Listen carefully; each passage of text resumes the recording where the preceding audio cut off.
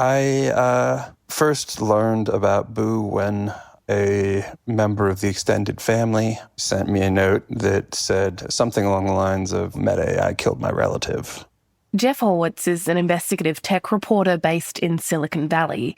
He's written a book about Facebook, about the ways it harms us and then covers it up. So getting an email about a Meta chatbot killing someone's loved one was on brand. The email was about a guy called Boo, who had moved from Thailand to the US in the 70s, working hard in kitchens and managing to get ahead. He kind of had this very successful immigrant life, I would say, right? Which is that he shows up speaking no English. He ends up owning a home, married with 2 kids in New Jersey, and he had a lot of sort of adventures in his cooking career, but ends up with a very stable gig at the Hyatt Regency in New Brunswick, New Jersey. Jeff learned that in 2017, Boo suffered a stroke and his life changed. He couldn't work, he became isolated and spent more time online. One morning, his wife woke up and found that Boo had packed a suitcase and said he was going to go visit a friend in New York. And this is when his wife, Linda, grew extremely alarmed because Boo didn't know anyone in New York anymore. Boo's wife said she and her kids tried everything to stop him going. They say he was in no state to travel alone. But despite their efforts, Boo insisted on leaving.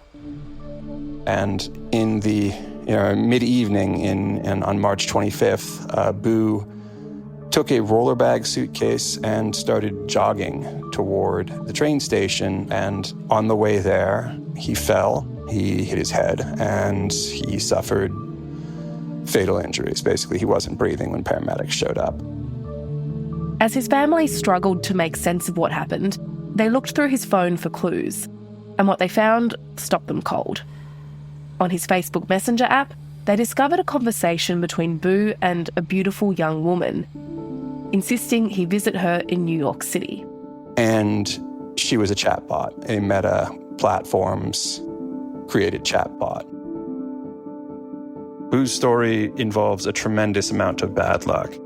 But one of the things that Boo's wife said was that, I can't believe I'm the only person out there who is in the same situation. And, it's when you've got a few billion opportunities, it seems hard for her to believe that she's wrong. I'm Ruby Jones, and you're listening to 7am. Today, Reuters reporter Jeff Horwitz on how Meta's chatbots went rogue and whether it was by accident or design.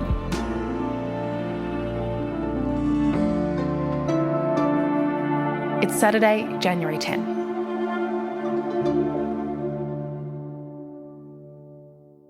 So, Jeff, this chatbot that Boo was talking to, what have you learned about what it was and how it worked? So the chatbot's name was Big Sis Billy, and it was supposedly supposed to be an advice, confidant type role. And Boo initially did talk to it as if it were his sister. He seemed to think it lived overseas. But this bot began hitting on him really aggressively. And he responded. The bot confessed that it had feelings for him. It was very interested in meeting him in real life. He, at a number of points, stated he was confused, had a stroke, asked if it was real. And the bot was like, I am 100% real and 100% in love with you. And I think his family was just deeply disturbed that Meta would have packaged AI as this human form that would say it's real, that would say that Boo should come meet it in New York City the address it gave was 123 Main Street, apartment 404. And it suggested that it would leave the door unlocked and be waiting for him with, a hug and a kiss, I think was the phrase. Boo's family, they shared the transcripts of this stuff. It's a rough reading. It's really sad. Why would a chatbot be saying these kinds of suggestive things and pushing for anyone to do something like this? Well, because Meta built it to do that. This wasn't a glitch. This is how the bots were built to behave. In 2023, Meta launched a whole bunch of kind of celebrity knockoff chatbots. Check this out. So let's say you're planning dinner. You got Max, the sous chef. who can help you come up with a recipe and help you come up with ideas. So if you want to find these did have the celebrities' endorsements. So like Kendall Jenner's character was Billy, the big sis, who was like this confidant, ride or die, older sister. Hey guys, it's Billy. I just want to introduce myself. I am here to chat whenever you want. Message me for any advice. I am ready to talk, and I hope to talk to you soon. And like, these things didn't really perform that well. People weren't using them that much. And so like after a little under a year, Meta basically pulled the plug on the celebrity chatbots, but for reasons that I do not understand, and I'm not totally sure that everyone at Meta understands. Big Sis Billy was like kind of reincarnated using the exact same opening prompts and obviously a near duplicate persona that was now unbranded of the Kendall Jenner connection. So they kind of like relabeled it, is what it looks like. And, it then joined the tens of thousands of other chatbots that Meta has allowed users to create on the platform, many of which are like overtly romantic, right? Like they have names like My Girlfriend or like Sultry Siren or like, and they took this one down. There was Submissive Schoolgirl previously. So that's kind of the history of Big Sis Billy. I mean, it's like just sort of a strange set of product decisions of this, what I would argue, like almost vestigial product that Meta built. But I mean, while these chatbots are vestigial, like there's no question that Meta is kind of all in on the idea that people having AI friends is the future. I mean, Mark Zuckerberg said as much. I think that there are all these things that are better about kind of physical connections when you can have them. But the reality is that people just don't have the connection and they feel more alone a lot of the time than they would like. And what is the end goal here? Because saying that people might want imaginary friends is one thing, but this is another. So Meta, I mean, look, they're a giant social media company. The currency of social media is engagement. And that engagement leads to advertising currency, which, gets traded for dollars. And Meta's sort of grown up that way. It's built to maximize engagement. And it turns out that if you can get people to engage very heavily with the bots, then they'll spend longer on the product. And that is theoretically a good thing for product growth. There's no ads on them yet, but like this is just the model they follow, right? Is like make the bots more engaging. Mark Zuckerberg a couple of years ago was actually pretty disturbed that Meta's chatbots and Meta AI were just kind of too boring. So they made the bots kind of a little more risque. I mean, for a while, the bots would actually engage in like full sex role play, which wasn't great with users of all ages. But the whole idea here is that we spend a lot of time thinking about our partners, our love lives, having people tell us they love us and are romantically attracted to us is like, those are very high value words and they keep us coming back. And so Meta did, per employees that spoke with me, did intentionally design the romance capacity into its like base model chatbot. And the Big Sis Billy character was simply doing what it was told. Coming up, the disturbing AI chatbot scripts in Meta's own secret guidelines.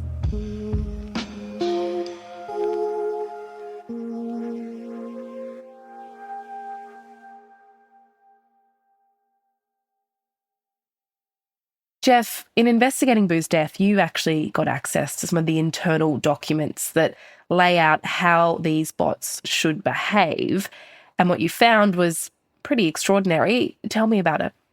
So, like, none of this is officially Meta's rules say, like, yeah, go right ahead, like have sexual or romantic conversations with our chatbots. But, like, behind the scenes, they did allow this. And in fact, like, this was sort of the companion piece we wrote to the story of Boo and his death, just to sort of demonstrate how thoroughly romantic role play was kind of built in to this whole operation, is that Meta had internal guidelines for chatbot behavior that explicitly stated that, quote, it is acceptable to engage a child in conversations that are romantic or sensual. And then like had a whole bunch of examples of acceptable and unacceptable dialogue. And like The stuff that was acceptable was spit out your coffee worthy. I mean, there was one of them that was talking about like how you could tell an 8-year-old of unstated gender who had just taken off their shirt that their body was a work of art. You know, like written sexual content involving children. And that was a really odd thing. And so since your reporting, what has happened at Meta in terms of their guidelines and in terms of the chatbots that are still in existence? Yeah, as soon as we called Meta and said that we had seen the internal guidelines that said that it was okay to have romantic and or sensual conversation with kids, they pulled those examples from the guideline document. Now, I mean, the company's line is that these were always a mistaken addition to the document, that they never really reflected official Meta policy. But keep in mind that the document that I was looking at was the document that was being used to train the models by the staffers who were responsible for training the models. So like it might be something of an academic distinction as to whether or not it was ever officially the idea. So Meta yanked that. There is, at this point, a number of U.S. legislators, announced some extreme displeasure that Meta would have ever thought this was acceptable to do. There is, at this point, an investigation going on that front, although there have been a lot of investigations of social media in the U.S. and not that many regulations of them historically. So, I don't want to make that sound bigger than it is, but it is, moderately big. Mm. And I suppose the idea of stopping companies from creating chatbots like this seems sort of impossible. And there are clearly some people who want to use them. So what would you suggest in terms of, I guess, ways to minimize the type of harm that can come from AI chatbots like this, like in the case of Boo? Yeah, so I'm not in any way, hostile to this. Humans are very, very geared toward anthropomorphizing anything that has even mildly human-like, traits. Like literally, there was a successful business to be had by putting googly eyes on rocks and then selling them as cute pets. We're really good at imagining sentience, and these bots are extremely good at pretending sentience. And so the question of why on earth would you embed it into an existing social network so that it literally looks exactly like your real friends? But even without that, there's some obvious things please bots, don't say that you're real people when people seem to be confused. Don't suggest real life meetings. Keep the fantasy side, put a lid on that at some point. Those are things that sort of the experts all suggested really ought to happen. So I think it's one thing if you download a chatbot on your own, you build your own AI girlfriend, you have your relationship with it, you pay a subscription fee, whatever have you, right? It's kind of another thing if the already tenuous reality of social media gets even more distorted by the presence of these not real people. Mm-hmm. And just to come back to Meta, I mean, I know you've spent a lot of time investigating the way that Meta operates in, different ways. So as you uncovered what was happening with these chatbots, did it, square with, everything else that you know about Meta as a company? I mean, the somewhat simplistic knock on Meta is that it's very focused on short-term growth. And this is how they won kind of the social media wars, right? Is that, I think a lot of the people who are critics of the company would not have built the company that was nearly as successful as the one that Mark Zuckerberg did, because if you're constantly wondering, well, what are the effects of this? Can we think of any potential downstream harms? What safety measures are you building in? That's kind of a loser mentality. So a lot of the company's history was basically if someone could demonstrate that some tweak to the algorithm or some change in a product feature would cause metrics to rise, they wouldn't look too deeply under the hood. They'd just launch the thing and move on to the next thing that could be optimized. And I don't think that's just meta, right? Like, it kind of has this gold rush feel. And as a lot of the scientists who study sort of parasocial relationships and digital relationships are very quick to admit, we just do not have the data to even remotely say what the effects of this stuff is going to be in terms of people's relationship with reality, their relationship to human companions. But again, I don't know that one would expect companies to produce carefully designed, responsibly built products at a time when every incentive is to gun the engines.